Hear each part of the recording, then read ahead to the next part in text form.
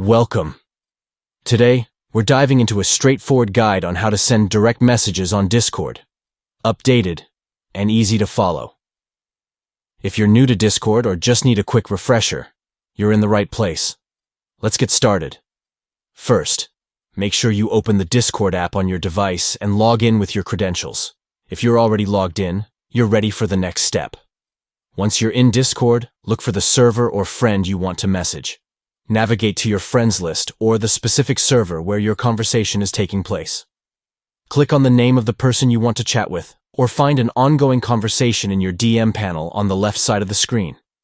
Now that you have the conversation open, you're all set to type your message. At the bottom of the screen, you'll see a text box. Click on that box, and it's time to let your fingers do the talking.